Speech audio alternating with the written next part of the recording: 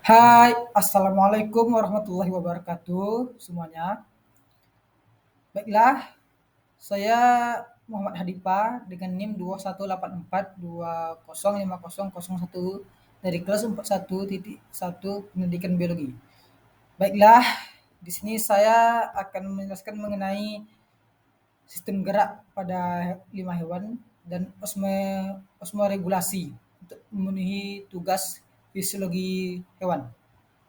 Baiklah, saya akan menjelaskan mengenai pertama tentang sistem gerak pada hewan. Sistem gerak pada hewan didasari oleh rangka dan otot-otot. Keduanya saling terhubung, maka akan menghasilkan sebuah gaya otot. Gaya otot tersebutlah yang membuat hewan dapat bergerak.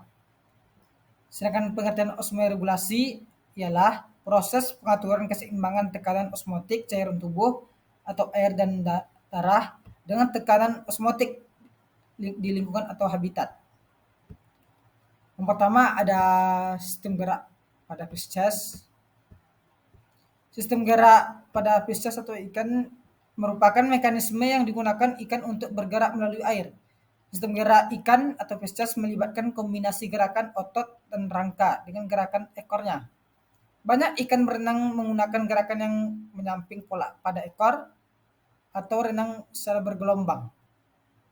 Alat gerak pada ikan yaitu berupa sirip, gerakan ke atas atau ke samping, atau melawan arus air. Gerakan tersebut hanya memerlukan sistem otot yang sederhana. Yang kedua ada amfibi. Amfibi atau hewan yang biasa hidup di daratan maupun di air atau yang bisa hidup di dua alam, seperti katak, memiliki organ gerak berupa kaki yang dapat membantunya untuk melompat dan berenang. Saat katak belum dewasa dan masih berupa berudu, maka berudu tersebut juga bisa bergerak dengan bebas dengan bantuan alat gerak yang disebut dengan ekor. Organ gerak katak adalah tungkai kaki yang digunakan untuk melompat.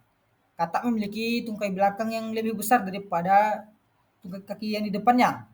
Ukuran dan tungkai kaki belakangnya yang besar ini berfungsi agar katak dapat melompat. Sistem gerak pada amfibi itu terbagi menjadi dua, yang ada pasif dan ada yang aktif. Yang ketiga ada reptil. Sistem gerak pada reptil menggunakan otot sebagai alat gerak aktifnya. Reptil ini termasuk ke dalam hewan vertebrata sehingga memiliki tulang yang endoktrin. Hal ini menyebabkan pergerakan ditopang dua alat gerak, yaitu alat gerak aktif dan alat gerak pasif. Reptil memiliki 4 kaki. Kaki reptil terdiri satu pasang terdapat di depan dan satu pasang di belakang. Reptil juga memiliki ekor untuk alat keseimbangan. Alat gerak hewan reptil menggunakan perut atau melata. Yang keempat itu ada sistem gerak pada Aves. Aves atau burung ialah jenis vertebrata berdarah panas yang bergerak dengan cara mengepakkan sayapnya ke atas ke bawah. Otot-otot digunakan untuk mengendalikan sayap pada saat terbang di udara. Sistem gerak pada burung itu terbagi menjadi dua, ada sayap dan ada kaki. Sayapnya itu pada burung berfungsi sebagai alat gerak, yaitu pada saat terbang. Memiliki beberapa bagian yang ditumbuhi bulu dengan ukuran dan bentuk yang berbeda-beda.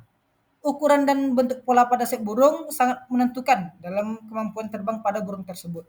Kakinya, dua ada kakinya itu berfungsi untuk berjalan dan berlari di atas tanah, untuk menggaruk maupun untuk mengais makanannya.